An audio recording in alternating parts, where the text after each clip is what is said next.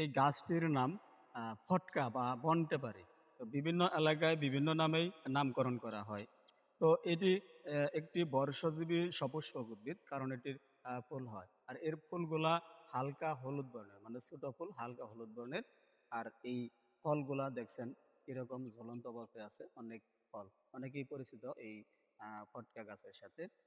তো এই ফলগুলা কিন্তু খাওয়া যায়। মানে পাকা অবস্থায় খাওয়া যায়। এদের ভিতরে বীজ আছে, ছোট বীজ আছে। ওই ফলটা পাকলে বীজটা যখন পাকা হয়, তখন ওই বীজটা খাওয়া যায়।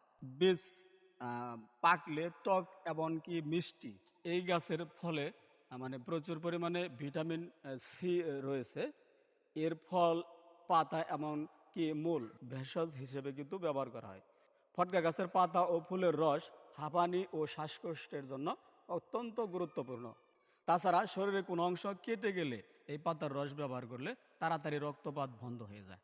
এই ফটকা পাতার রস চুল পড়া রোধে গুরুত্বপূর্ণ ভূমিকা পালন করে। এমনকি এই যে আম ফলের যে ভিতরের যে বীজ আছে, এই বীজ টনিক হিসেবে কিন্তু অনেক কাজ করে।